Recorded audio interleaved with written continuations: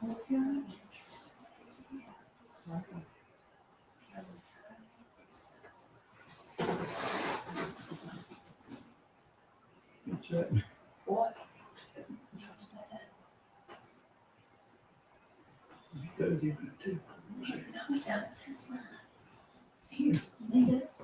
evening. Welcome to the Southeast Tennessee Friday Night Pressbox podcast presented by Team FYN Sports.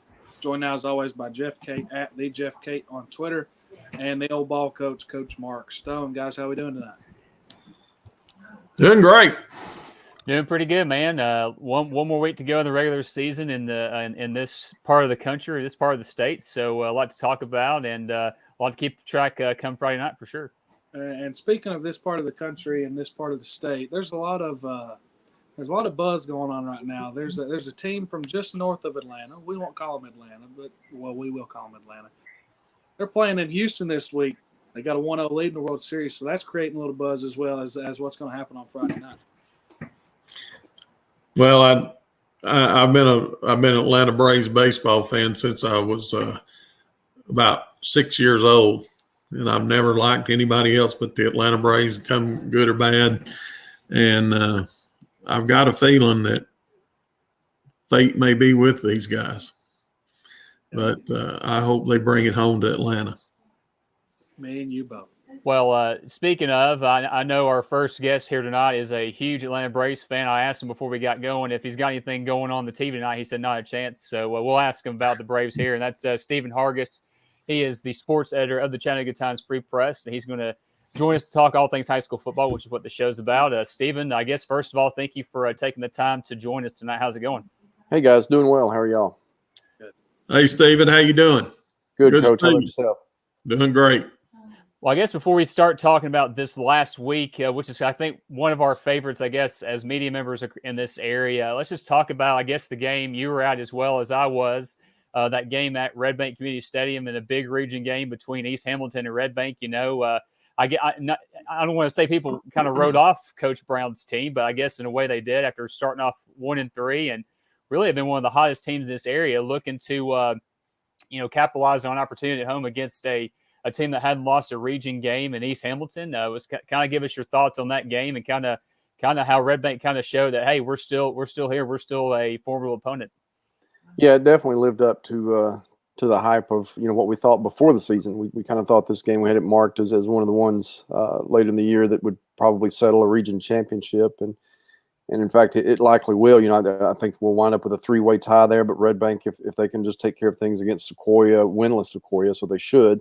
They'll get the top seed in that game. A lot of athletes on display in that game on both sides of the ball. I mean, Red Bank, we've known what they've got with AD Crutcher, and I mean that kid really showed a lot. With the number of carries that he had against a pretty physical East Hamilton defense. He looked really good. Red Bank's defense really stood out to me too, because East Hamilton, I mean, especially with their athleticism and their passing game that they had coming in, East Hamilton was averaging around 41 points a game and struggled pretty mightily throughout most of the game. They got Jeremiah Flemings. They went to that little package where they move him from receiver to quarterback and just let him run around and make plays, a lot more options and things like that with he and Juan Bullard. So that kind of gave Red Bank a little bit of problems, but otherwise, really, Red Bank shut them down, and that was impressive. And it just, going back to what you said, Jeff, it just speaks volumes for where they've come from. And Coach Brown talked about, after the game, he talked a lot about how their start 1-3, and a lot of people were going to write them off, and how he and his staff just stayed positive with their guys throughout the whole season and just used it as teaching points to kind of say, those games aren't going to matter as much at the end of the year if you just take care of business against your region opponents. Overall record isn't going to matter as much, and they've kind of listened to him, gotten better week by week, and they're playing some of the best football in the Chattanooga area right now. Yeah, no doubt. And I'll kind of go back to what you said about the Red Bank defense, because like you said, obviously the East Hamilton offense, with new starting quarterback Lake Clark, has had pretty much success in every single game this year, even the loss, that last second loss to McMinn County, which was their only loss leading into Friday. But yeah, I mean, really, it was Joseph Blackman that kind of got things started for that Red Bank offense, made a couple big plays offensively. And Just like normal Red Bank the last few years, it was the defense in the end that wound up, making the stand, getting off the field and giving that offense the most successful and probably the biggest pride play in football is the victory formation. So, and really, this series, Stephen, the last 3 meetings, including Friday, have been decided by a total of like 11 points. So I just got to show you kind of how this series has been over the last few years since Coach Brown and Coach Reynolds got to where they are right now. Yeah, very evenly matched. I wouldn't be a bit surprised if those guys don't wind up seeing each other later in the playoffs. I think that's kind of the expectation is that those two teams with the athletes that they have, as well as they're playing right now, if they stay healthy.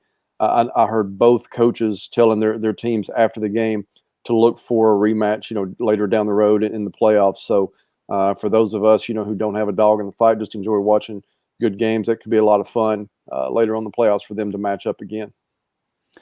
Well, I guess there's several obviously intriguing matchups coming up this Friday, that could determine playoff positioning. And, some teams are going to get pushed out. Some are going to solidify their positions or get home field advantage on that first weekend with the top 2 seeds in each region getting home first round playoff games. But none bigger than what we're going to see on Friday night over in Jasper as Meigs County takes on Marion County, 2 undefeated teams in, overall and in region play, ranked in the top 5 in 2A this week. And, really, I guess, kind of what you talked about with that Red Bank East Hamilton game, Stephen, circling that. I think a lot of people were circling that game this coming Friday as well as one to look for. So I guess let's just, obviously the playoff positioning is one thing. They're both going to have first round playoff games. There's 1 and 2, but obviously an undefeated season is a big thing as well, and a region championship. What do you see kind of early on as, between Coach Pruitt and Coach Fitzgerald's squads coming up on Friday?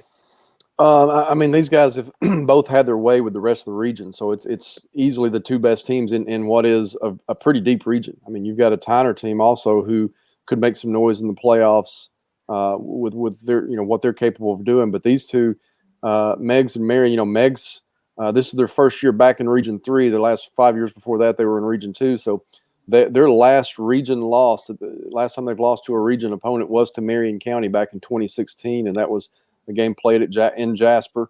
Since then, they went on that unbelievable run, 26 straight region wins.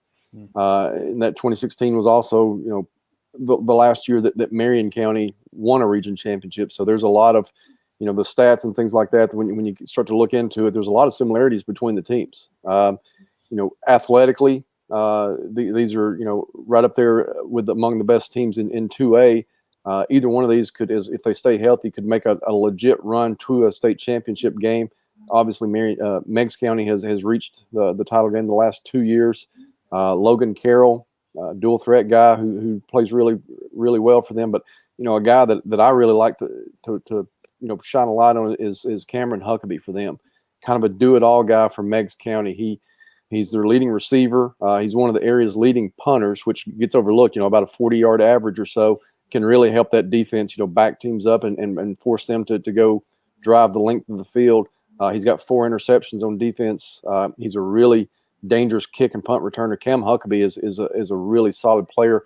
And conversely for Marion, the big thing that I think Meigs County will be have a hard time contending with is just the number of athletes that Marion puts on the field now. The game when Marion played Tyner, I know Scott Chandler mentioned the fact that not only did Marion kind of control things up front, they're very physical up front with their offensive line, but they were surprised with just how athletic Marion is with Tay Hutchins, their quarterback who's got about 1,100 yards total between rushing and throwing the ball. But they've also got a freshman, Sam Pickett, who's one of the fastest kids in the area. Riley Rogers, who last week had well over 100 yards. And then they've got another kid, Alex Condra, who's a good kind of between the tackles type runner. They've got 3 or 4 guys who, if they get a step, they were really burned Tyner, so you can imagine that they can do some damage on even a team as solid as Meigs County is. So do you think the game is ultimately going to be decided up front? Because I know whenever Tyner took on Marion, that was our game of the week on the Red Zone, and I know Justin was calling in just marveling at just the physicality and just really just the size advantage that Marion had over Tyner as far as the defensive line. Do you think it's going to come down to how well the running game for Meigs goes against that very tough Marion County defense? I do. I mean, there will be some mixing up the passes here and there, but as Coach Coach Stone can attest to this. This late in the season and deep into the playoffs, and it's looking like it may be a kind of a nasty Friday weather-wise. So it's going to be, who's going to be the most physical team up front. That's the team that's probably going to win the region championship. And then once we start the playoff, the team that's going to make the deepest run. Both these teams really pride themselves on being physical up front. So we'll see, which one gets the upper hand up front and allows those little fast guys behind them to do their damage. Stephen, I got a question. Tell me a little bit about what you mentioned the weather. What do both of these teams like to do? I think Meggs runs out of the shotgun, maybe four wides. What is Marion County? How are they? And just is weather going to play into a part of this? Marion can be multiple. They can. I think even last week showed a little power eye. They can line up, and of course, Coach Pickett's got a long history of he likes to be a power run team. And Tay Hutchins, their quarterback, even though he's very capable of throwing, they kind of use the passing game as more or less just something to keep you off balance and kind of set up some things that they like to do. But they're going to want to run the ball right at them and get those guys, the Riley Rogers, the Sam Pickett. They're going to want to get those guys to the corner, get them to the edge, and see what they can do with their speed. But both of them really, even though both teams tend to line up, shotgun, they're not going to sling it all over the field. Right. Them in the shotgun, it's just kind of like an old school single wing type thing, almost like a direct snap. You'll see Logan Carroll and Tay Hutchins, both the quarterbacks, take direct snaps and just get in behind a pulling guard or try to catch the edge themselves. So it's not going to be anything fancy. It's going to be just kind of throwback old school type football, I think, from both teams. Both of them are very physical up front. Both of them pride themselves on defensively. Marion County has 4 shutouts already. Their starting defense is yet to give up more than a touchdown. So you look for a low-scoring kind of game, especially if the weather's bad, and just one of those probably where turnovers and the mistakes could decide it. Something that we talk about play. This year's a little bit different. Teams won't be playing in Cookeville this year; they'll be playing in Chattanooga. Talk a little bit about what Chattanooga did or how they earned that right to host the Blue Cross Bowl this year, and just what that means for the southeast part of the state. Yeah, I mean, I think the big thing is it just gives everybody kind of a fresh place to play. Cook, not that not going to diss on Cookeville or anything. I've kind of made my stance with where I stood on the stadium itself. Was always my issue. The folks, the volunteers that worked the games for the teams and media and the fans could not have been nicer. Could not have been a better host. I just always felt like when you look, especially with us in the Chattanooga area, and you look at what Alabama and Georgia provided their kids, I just always thought that the kids in Tennessee deserved something a little better than a stadium that was built in the 1950s. And so you're going to get a little better, I think, game atmosphere in Chattanooga. I think I've heard from a lot of coaches, even in the North Georgia area, say once their teams are done, if they're not playing, that they're going to be there Friday, Saturday, Thursday, all week watching those games. So I think you'll have a big crowd, an exciting crowd. What Chattanooga did was they really kind of shine a spotlight on the positives. All the restaurants that kind of surround Finley Stadium, all the things that fans can do to kind of when their team's not playing. There's plenty of hotels and restaurants and things to kind of keep them busy and keep them entertained to do until they decide to come to Finley Stadium and watch the games itself. And then they sold Finley. I mean, Finley itself has, some luxury boxes for sponsors. It's much more updated, obviously, than at Tech. You've got the pavilion over there where they're going to have some sponsors that'll have, food, the little wagons and things and things for kids to do. I mean, it's going to be set up kind of like a mini SEC championship from what I've heard what they're planning to do. So everything, and it's just going to be so much more convenient for folks. You can kind of walk around from one place to the next if you want to leave one game and go get something to eat and come back for another.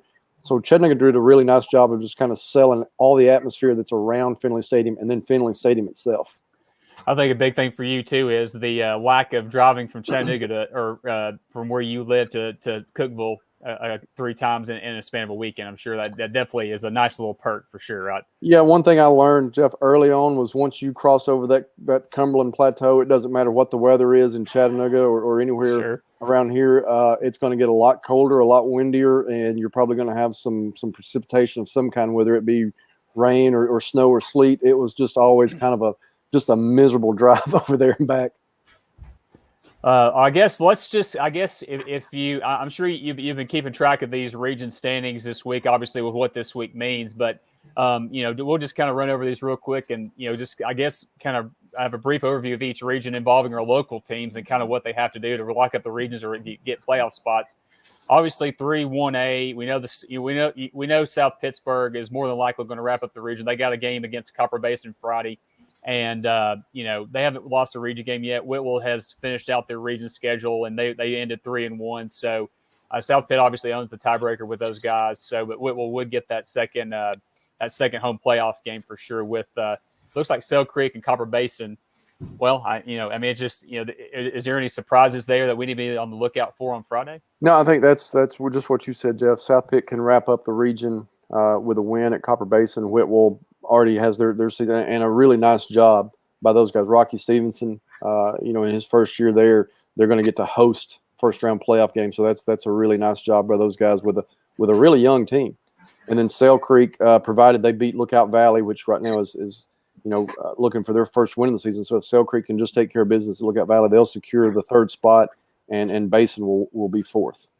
Now we talked about that region in 2A. With Meigs and Marion obviously meeting on Friday in that Region 3 2A showdown. But that final playoff spot is up for grabs, I think, as well, because you got Polk County and Bledsoe going at it on Friday.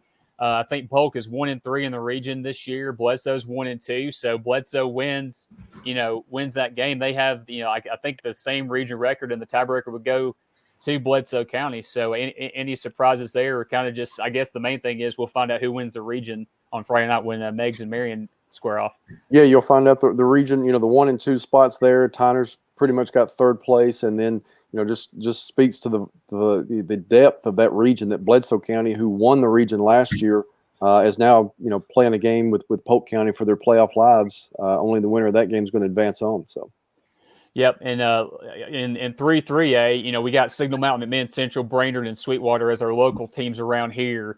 Now, a big game for that top spot there, Stephen. Loudon and Kingston, both undefeated, kind of in that region, the same as Marion and Meigs.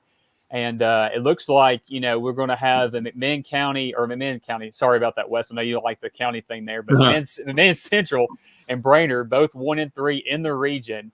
Brainerd plays against Signal Mountain. McMinn Central is taking on Sweetwater. So, there could be, if McMinn Central loses and Brainerd wins, Brainerd, I think, now, Wes, they beat McMinn Central head-to-head in the season, or did McMinn Central win that game? Central beat Brainerd. So if Central beats Sweetwater, Central's in. So, I know we're kind of talking about playoffs, but Brainerd has been a surprise about the last 3 weeks, hasn't he? They've really done some damage and played well, but it's going to come down Central and Sweetwater. I think that's been one of the better coaching jobs as well, Stephen. I don't know about how you feel about that, but obviously Brainerd losing Coach Ward last year, and having to kind of scramble and find a replacement and kind of keep the ship going. Now they had a very competitive game that went to 4 overtimes last week against Ooltewah. Now Ooltewah is obviously struggling this year, but still, that's good to see a team like Brainerd having some fight against a perennial 5A power historically in the Ooltewah Owls. Yeah, Stanley Jackson can coach, guys. I mean, he's good. He did a nice job his first stint at Brainerd, and now, if they could somehow pull off an upset and beat Signal Mountain, they could still conceivably work their way into the playoffs. So, that would be a really nice for where the program was when Stanley got the job late. Would be a really nice job. Now, obviously, we talked about that 4A region, Stephen. Obviously, Red Bay takes care of business. They're going to get that first slot, and Central's kind of relegated to that third spot in the region. So really no surprises there. But, in that 5A region, I think that's pretty much set as well. Obviously, the top 4 teams each region get in, for anybody that forgets that. But Howard's on the outside looking in. Obviously, Ray County locked up the region last week or, a couple weeks ago. And then, McMinn and Walker Valley. McMinn won the head-to-head matchup. So that region's pretty much set. Ray, McMinn, Walker Valley, and Ooltewah, the top 4 teams in that region. So not really any surprises there. And and then another big one that, a lot of people, especially in Bradley County, are looking forward to, Stephen, is that game as Bradley Central looks to rebound after losing their first game last week against Ray County, going up to Maryville and taking on Maryville U, as we call them around here. Just kind of, looking to add another trophy to that trophy case. Does Bradley Central have any chance to go up to Maryville and at least put a scare into Maryville? Obviously, a win is probably out of the question, but can they make it competitive? You'd like to say yes, but I just don't see it. Maryville, as you guys know, they've won 140 consecutive region games, and this year they're outscoring teams by an average like 44-10. And they've beaten. This would be their 50th straight win against Chattanooga area teams, and nobody's come. I think one team's come within 30 points of them around that time. So it's just, they're just a machine. And looking for, some stats for a preview that we're doing on that game. Maryville, this is one that just blows you away. Maryville has not lost a game in the month of October since 1997. Wow. Goodness. So there's all kinds of just unbelievable stats when you talk about Maryville. Damon's done a great job with Bradley. They're just not quite at that point right now to contend with Maryville. Now, obviously, going into exactly. Now going into Division II, obviously McCallie, we know they pretty much got that region locked up, and they're looking for the three-peat, going back to back for state championships. And I guess let's kind of talk about that Division II AA region there with Silverdale. Obviously, that's been one of the better stories as well. Coach Connor's squad, one loss on the year, got a very tough game against a team that dominated them physically last year in CAK, and that's going to be for that second slot, and that's a guaranteed home playoff game because I think the way the bracket is working this year, that third team in that East Middle region I think it's a neutral site game for the playoffs. I don't know if that's been determined yet. I think it was a preseason coin flip. I don't know where that would be yet, but obviously along the line for Silverdale, looking to avenge a loss that they got physically dominated, like I said, last year, but also getting a guaranteed getting that guaranteed home playoff game next week at Silverdale. Yeah, and the winner of this game with Silverdale at CAK, I think, gets the second spot. Losers third. I think CCS is already relegated to fourth, and Webb's got the region championship. Of course, we just talked about Maryville. When you talk about teams most likely to win a state championship, it's probably in Division II AA where David Lipscomb's just a completely different animal. So, if any of our local teams wind up having to go to and play Lipscomb, that's, barring a near miracle, that's going to be the end of the road for any of those guys. Lipscomb's the only team this year that's put a scare into nationally ranked Oakland, 6A Oakland. So they're really good. But for Silverdale this year, for Coach Connor, if they can finish second in their region, it's been a great season already. They've got some of the highlights of the season with a couple of their kids that are really showing out, and I think that Silverdale is one of those programs that's definitely on the up. They're an up and coming program along with CCS. Yeah. No doubt. Well, Stephen, thank you for taking the time to join us. How can people follow you on social media and kind of plug the Times Free Press as well? Yeah, I try to make it as tough as possible. So it's just at Stephen Hargis on Twitter. And it's with a PH. So yeah, we'll always try to keep you guys, everyone updated on scores and things like that on Fridays. If I'm not at a game, kind of at the home headquarters, monitoring other scores and getting stats and things from coaches as they come in. So we'll share that there. And then obviously on timesfreepress.com, you can read not just myself, but you can read all of our guys on the staff who cover local preps. No doubt. Well, Stephen, thank you again for the time, and go watch the Braves, and we'll talk to you soon, brother. Thank you again for the time. All right, guys. Be safe. Thanks. Thank you, Stephen. Stephen Hargis of the Times Free Press. We'll take a quick commercial break and then be right back with segment number 2 on the Southeast Tennessee Friday Night Pressbox presented by Team F-Line Sports.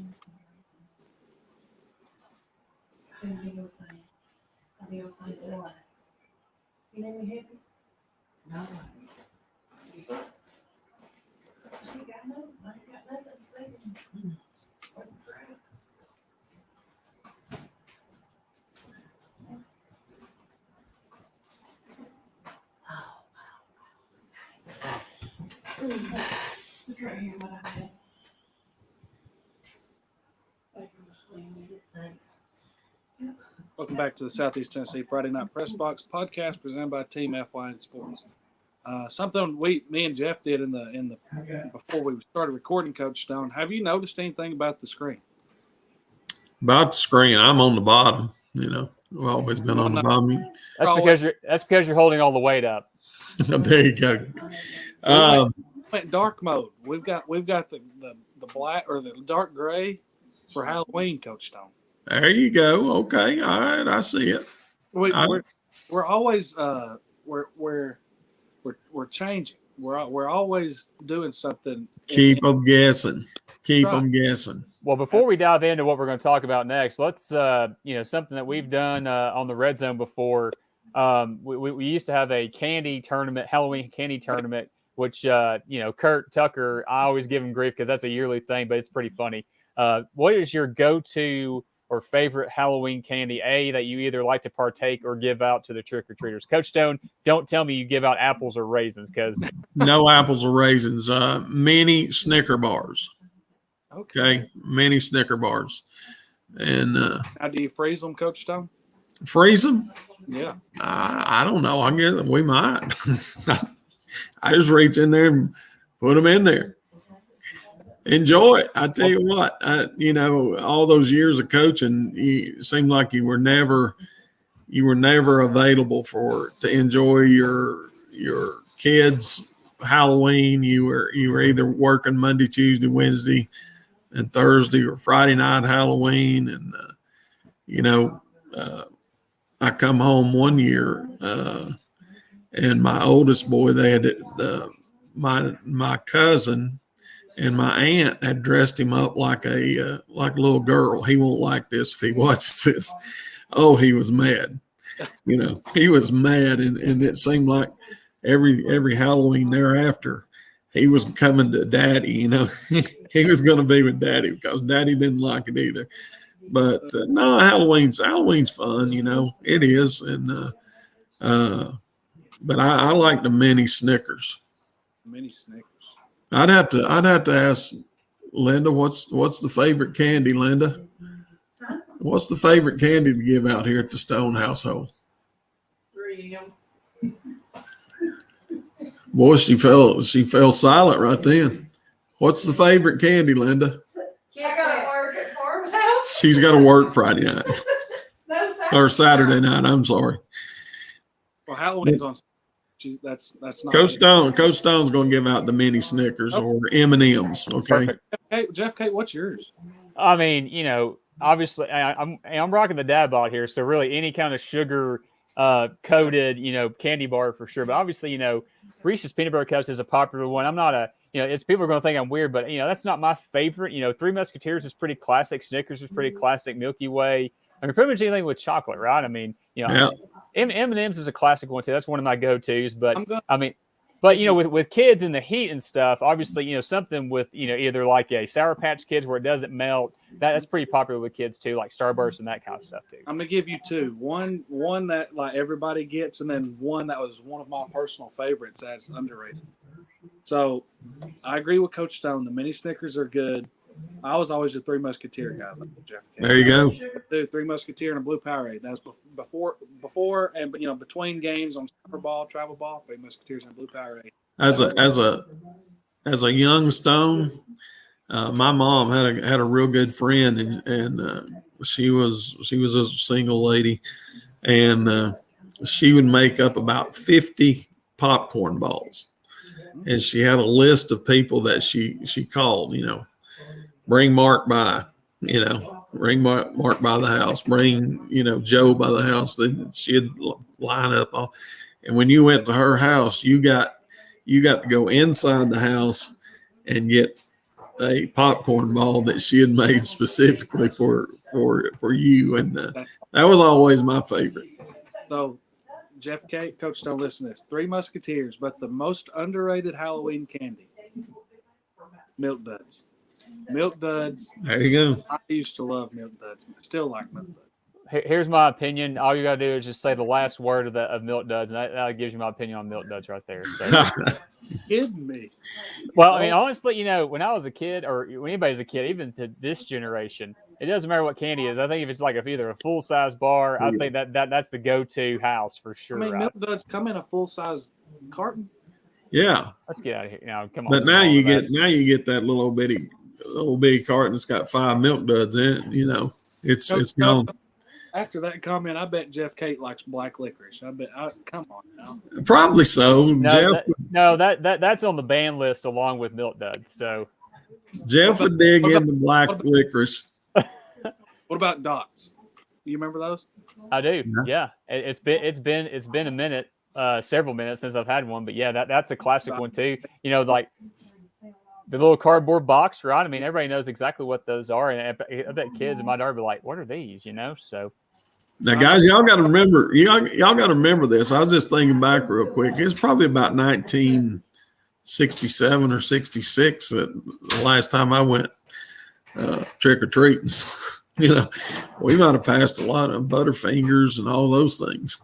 Go ahead, Wes. I know you want to say something about what's on the TV. Atlanta Braves just hit a home run, tied up at 1. There you go.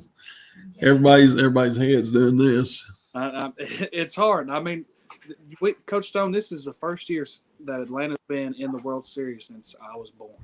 There you go. 99. I think that's where the Milk Dud love ended there too, Wes. So yeah. In 99. Come on.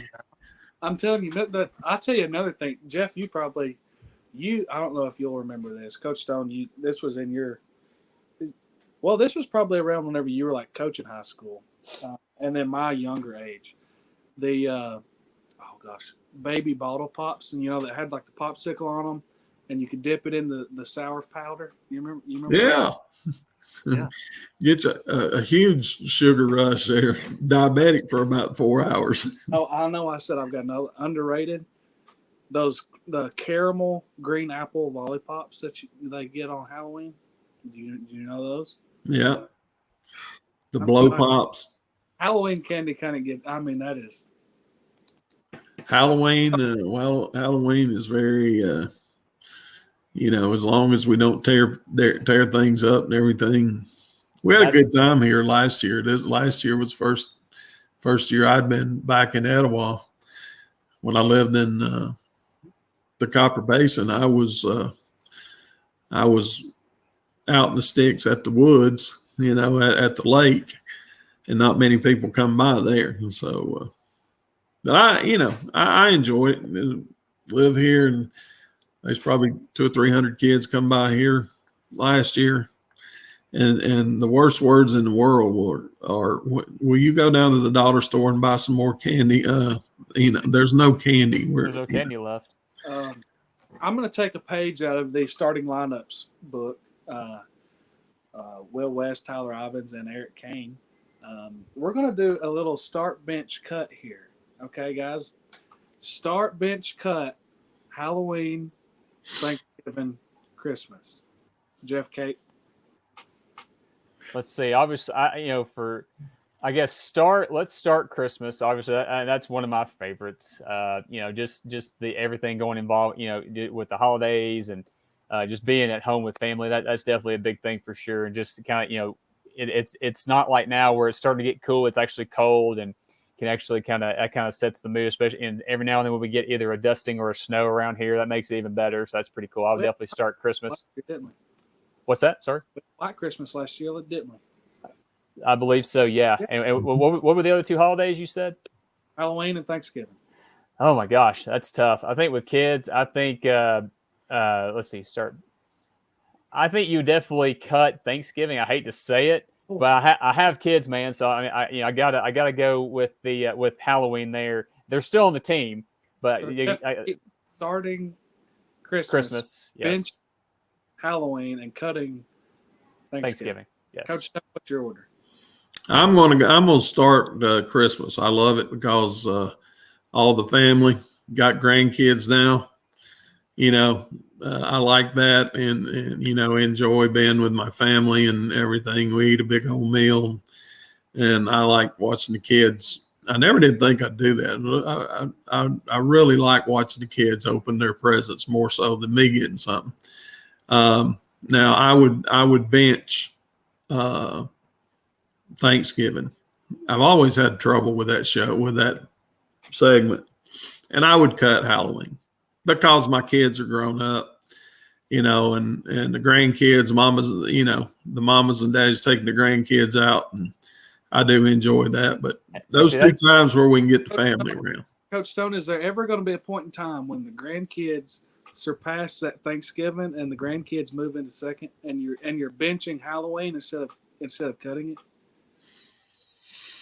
That's my reasoning, real quick, Coach. It's like I understand. Thanksgiving is always going to be on the waiver wire. You know what I'm saying? It doesn't matter if you have kids small or grown. So I understand that, and it could.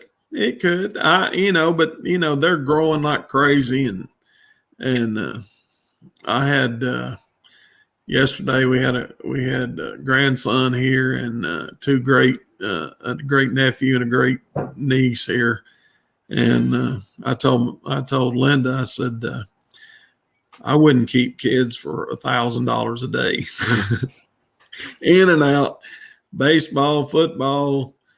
Want to do something all the time, pull the wagon. But, I enjoy kids. Heck, I love them. I'd never coach football if I didn't enjoy kids, and had a great story. If I can tell it real quick. Yeah. When I was at Copper Basin, Halloween was on Thursday night or Monday night. It was on Monday night. And we had a JV game at Polk County. So we go to Polk County and play the JV game, played good. I think we won. And so me and my oldest son, we're coming back home, and my wife was expecting our youngest son. Well, we come down the road, and Travis goes, Dad, what's all those red lights and blue lights down there? Well, the varsity football team had stayed home, and they had started rolling our house. And they were rolling our house and rolling the vehicles. But anyway, my wife happened to look out the window, and she's looking eyeball to eyeball to one of our football players. So she gets out and starts throwing bottle rockets at them. And there was two girls and two boys jumped in our quarterback's truck. They took off down the road, and they didn't know there was a curve down there. So they ran off in this big old hole. So I'm up till about 1 o'clock in the morning on Tuesday morning, they're trying to get this truck out of this hole. There's kids running around everywhere. And the parents, they all got a pretty good kick out of it. But, she wasn't going to let the house be taken over, but it was quite, it had been, it took me till Sunday afternoon, the next Sunday afternoon, to get all the toilet paper out of the trees because we live right in the middle of the woods. But, I had fun with that. I really did. And the kid, those varsity guys said, hey, he's going to be down in Benton, Midge is probably not going to be home. So we're going to go, and little did they know she was at home. So we had war, and the kids loved it. And so the next day I said, all right, everybody on the line, here we go. And they was going, what are you talking about? And I said, we're going to run this off. We're going to run all this off. They knew. But they had gone to the Piggly Wiggly, guys, and literally bought every single roll of toilet paper that place had. See, you can't do that, the last couple of years because of the shortages off and on. So I think they're trying to look out for the Coach Stones of the world and not have their houses and their vehicles roll at Halloween time. The owner of the Piggly Wiggly came to me the next day at school, and he said, I don't know if you know this. He said, of course, I knew it was going on. He said, I thought it'd be fun, but he said, they literally bought me out of toilet paper. He said, I have no toilet paper to store today. And they had actually gone over into McKaysville, Georgia, and bought pretty much all they had at the IGA. But it's fun. Heck, I love kids. I love being around them when I was, and I, that may happen. Some night I may get to take my little grandkids out trick-or-treating. Yep. So I will start Christmas, bench Thanksgiving, cut Halloween. And we'll do one more of those since we got a little bit of time. Thanksgiving foods. Start ham, turkey, and we will go sweet potato casserole. Ham, turkey, sweet potato casserole. Coach Stone, you go first, brother. All right, I'm gonna start turkey. I'm gonna bench sweet potato casserole, and I'm gonna cut ham. Oh no! No! Jeff. Let's see. I don't eat ham very often, so I would definitely have to put that in my starting lineup right there. Ham is, really good. I know turkey's traditional. I like turkey too, but something about a really nice sliced ham, cooked in that oven for so long, I think that's definitely hits a spot for sure. I will have to go bench turkey. Turkey's kind of something I eat throughout the year, so I got to bench that. And I'm not really a sweet potato person, so I'd have to cut the sweet potato casserole. I'm not either. I'm not a sweet potato casserole person either. I've never been a sweet potato person. Well, I'll take y'all sweet potato casserole. But I will start the ham, bench the turkey, but it's got to be the dark meat turkey because I think the dark meat turkey is better than the light meat turkey. So one of the great things, guys that are y'all's age, Travis, my oldest son, who coaches baseball there at Fannin, he was always, after he got out of high school, was in college, and he would come home, for Thanksgiving holidays, and it was always pretty neat. He's gonna smoke a turkey or smoke a ham or whatever, and he took it on his own, and I really enjoyed that, and he did a good job of it. And as the boys got older, hey, Dad, we're going to do this. We're going to try this. Oh, okay, let's try it. And I enjoyed that. So we've had our little fun segment. I kind of like that. We've talked football all year. Let's have a little fun. Talk a little Halloween, a little Thanksgiving, a little Christmas. That's fun. That is some good times. But we're going to take a little quick commercial break. Then we're going to talk football on the other side of this. We won't talk anything else. That's why we're here. Okay. That's why we're here.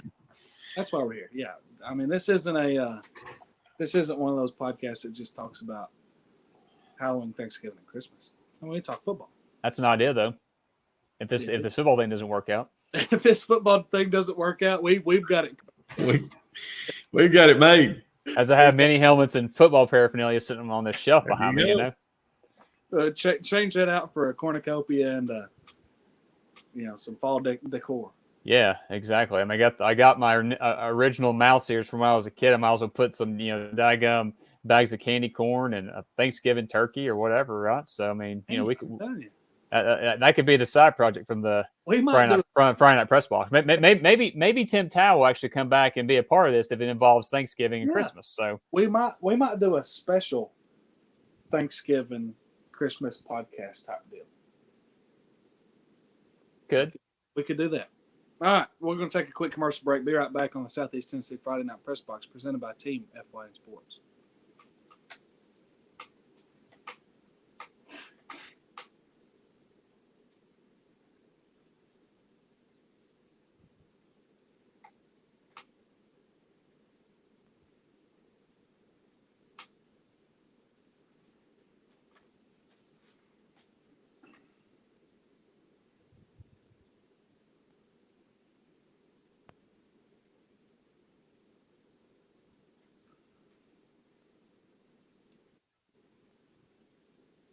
Like we said, a little bit of fun there on the in that second segment. It's always good to, sometimes you need a little mental break from talking football all the time, right, Jeff Cake?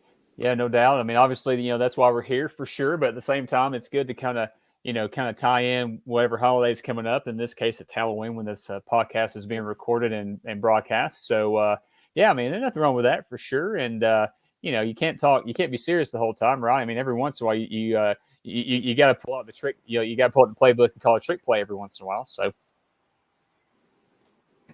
before we get into this next segment, Coach Stone, what was your favorite trick play to run in high school football? You ever heard of the Big Apple? New York. New York. Yeah. Big Apple, whatever you want to call it. You've seen it. I guess you've seen it with a lot of people who run it on extra points. Where they put everybody over on one side, over on one side. And you have a wing back, and you have a center and a holder and a kicker. And I always put a split end back over on the right side. And when they would blow the, I really like to do it after a kickoff. They kick off to us like opening part of the game, and if you can get it up there right, and the defense will be huddling, and your kids have gone over there and they've lined up. You got 7 people on the line of scrimmage, and the center just flips it over to the wing back, and then your lineman, you just make a gate, and he takes off and runs down the sideline. And I learned that. I learned that they're gonna recognize up at McMinn Central Friday night this 1971 team.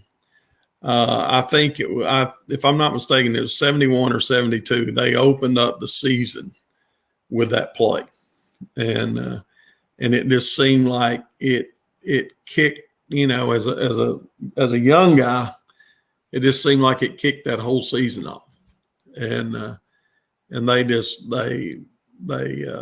what am I trying to say? They fed off of it all season long, and I would do it on my kickoff, on my extra point and field goals, and people would say, "Why do you do that? That's so stupid. Why do you do that?" Well, if they fail to go over there, sometimes the defense gets frustrated. If you hit them with a touchdown, they'll forget, and you just flip it over there, and you got 2 points, and it's easy. That would be my favorite trick play, I guess. I don't know. I've tried a little bit of everything. Tried to fumble Ruski one night and we had it going. Our dadgum offensive guard fumbled the football. Those daggum linemen, man. I don't know. I tried to get him in the newspaper, but that's fun. It's fun. What about you, Wes? Favorite trick play? Yeah. Ooh. Or if it doesn't have to be like a play that runs the whole time, but one you've seen. Because the one I was thinking, obviously, Billy, the one that they ran in the Super Bowl, that he goes up to the line, like yelling at the line, snaps it to the running back. He goes this way, flips it to the receiver on the end around, and throws it to the quarterback. The Philly special, Nick Foles in the Super Bowl. I've always liked that one. A couple stick out to me, just ones you're not going to see again, really. Obviously, home run throwback, or otherwise known as the Music City Miracle, back in the AFC divisional playoff back in 1990 or the 2000 or 1999 season 2000. But another one that I saw the highlight of this the other day was, I don't know if you remember, I can't remember what year it was. LSU was playing, I think, Florida down in Baton Rouge, lining up, and then got the snap, threw it right over the holder, threw it right over his head to the kicker, like right on the money. Wasn't seeing it coming, but what's that? The ball bounced in that situation, didn't it? I think it went right to him, though. I think he caught it in stride. But as far as one that you can consistently see, I do like the Wildcat, actually. I mean, obviously, Derrick Henry has to be in the backfield doing it because you have to worry about the run and the pass. Obviously, what we saw in Nashville going to a touchdown to Pruitt. But I think that'd be one. Go ahead. I'm not sure if this counts as a trick play, but you remember the Tim Tebow jump throw over the line? Yeah. I've always liked that.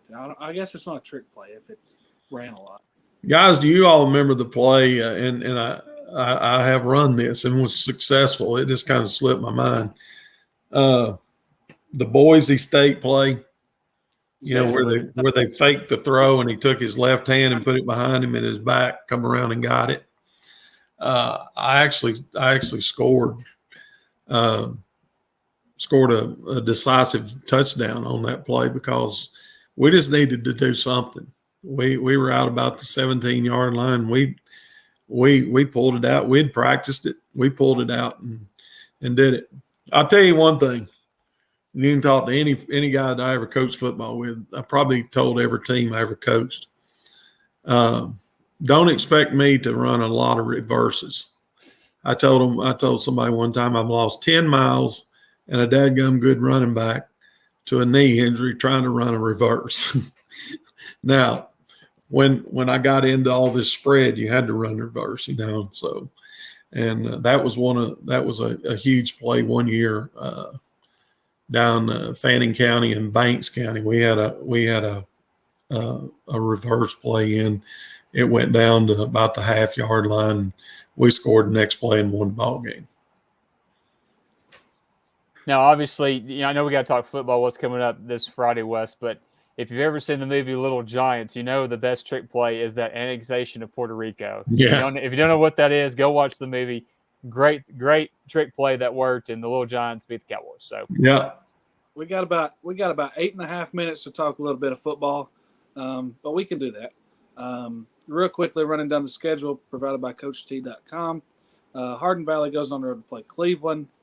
Bearden and Fair get play this week. Bradley Central goes on the road to play Maryville. Midway plays Oliver Springs.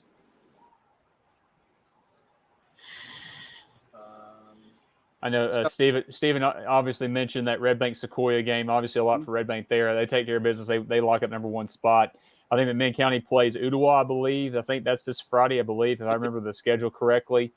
And a little small game over there in Marion County as the Warriors are hosting Meigs County for the region championship and in that battle of unbeatens. And another big one that Steven talked about in his segment earlier that I mentioned as well was that game, Silverdale going up to Knoxville to take on Christian Academy in Knoxville. That's a big game for the Seahawks because that number 2 slot's on that guaranteed home playoff game, and they finished the year 9-1, which I think would be the best season they've ever had. So that's a big one as well. And it's the last week is here, guys, and these last 2 weeks have been my favorites because so many things are happening, and you're keeping track of like this team's in, this team's out, this team's going to host, this team is not. So it's going to be a fun Friday night. So Loudon and Kingston.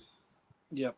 Yeah, that's another battle of unbeaten teams in the region. Now they've lost games during the season, but that'll be for the region championship. And like you mentioned, Wes, McMinn Central, they got a lot to play for in that region as well. And Brainerd looking to maybe make something happen as well there. So just a lot of still moving pieces. And obviously a lot has been decided, but there is still plenty to definitely play for. So definitely keep track of everything that's going on Friday night. The tiebreaker that I want, guys. Guess what it is? What is it? I want it to be, I think TSSAA's got about 7 or 8 tiebreakers. And the last one is you go to a neutral field. 2 teams go to a neutral field and play overtime. Okay?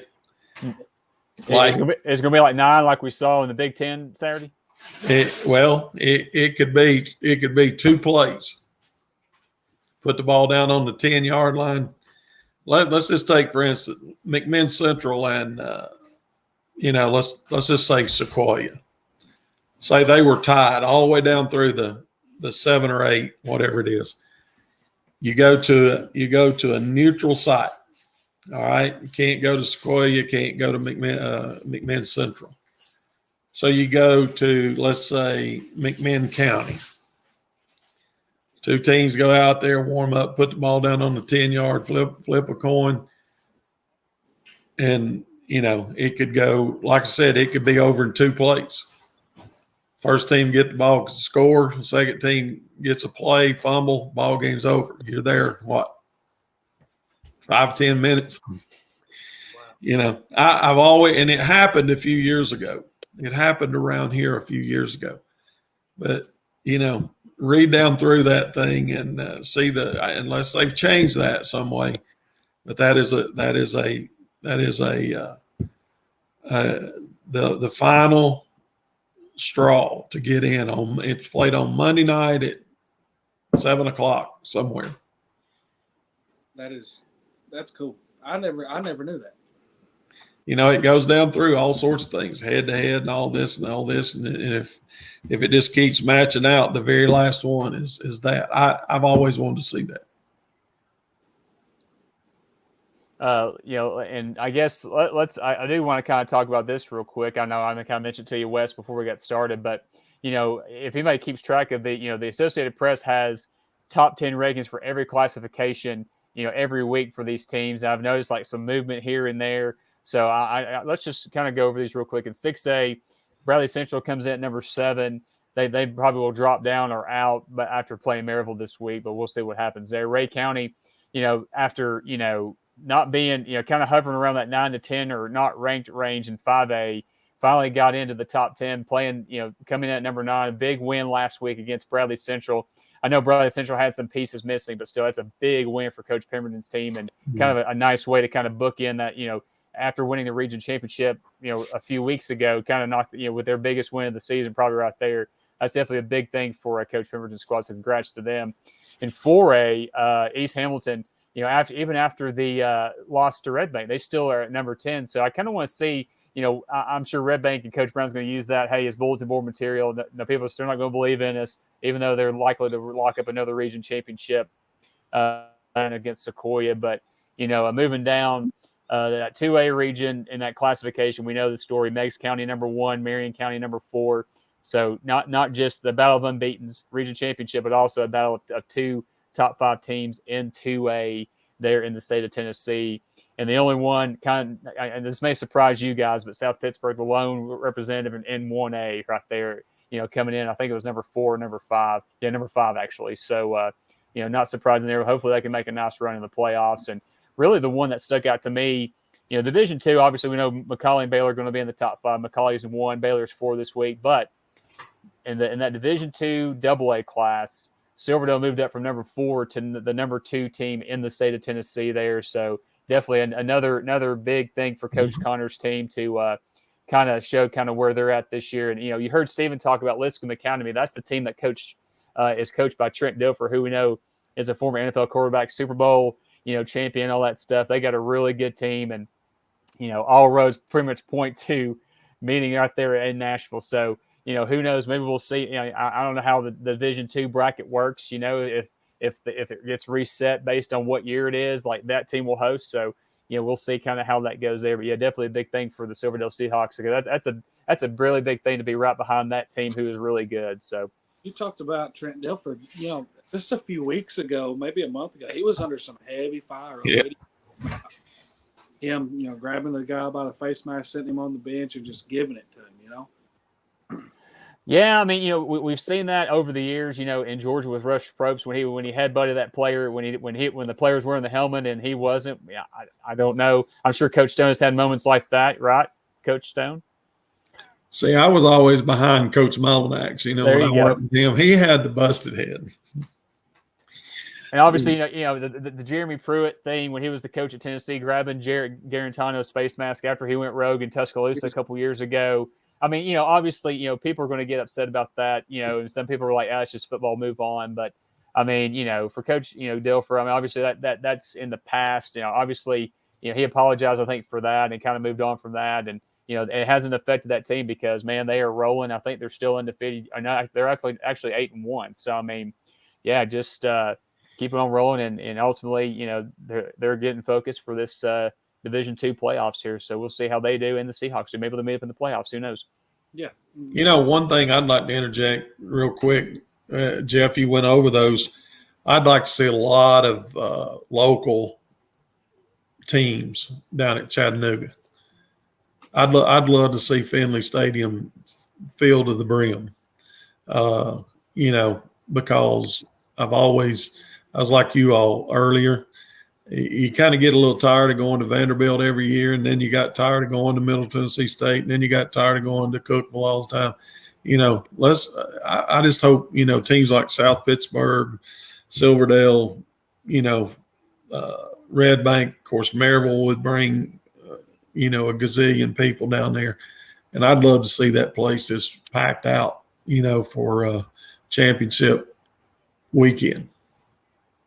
Yeah, guys, another good show, and I know we kind of goofed around a little bit, but another good show, and we want to thank Stephen Hargis for coming on, and be sure to follow Jeff Kate at the Jeff Kate on Twitter. I'm at Pressbox West on Twitter. And I'm just Mark Stone. You're just Mark Stone, Twitterless Mark Stone. Don't Twitter me.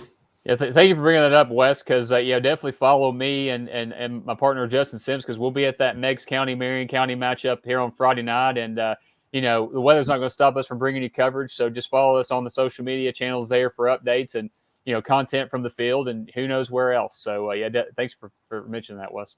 Absolutely, no problem there, and be sure to listen to Coca-Cola Red Zone as well. And if you want to listen to Kurt and Joe, that's fine. No, but yeah, they definitely do that. We'll have and those brackets are going to be set, for late Friday night, early Saturday morning. So definitely stay tuned to that. And I'm sure we'll dive right into it hot and heavy next week when those things get released on this weekend. We will, absolutely. Another good show. I said that 4 times now, but it really was. Having Stephen Hargis on, then we kind of messed around there that second segment and even the start of that third segment. But everybody needs that every once in a while, and we've talked football for how many weeks now, and then come to this last week of the year, and we kind of got to Halloween, Thanksgiving, Christmas coming up, and all that. But Start bench cut. Start bench cut. We might have to promote, start doing that every week. Start me, bench Stone, and cut Wes. Oh, Rolling out. You need to cut. You can't get nothing out of me. Too broke down. No, listen. We'll do start Jeff Kate. Actually, no. Start all of us.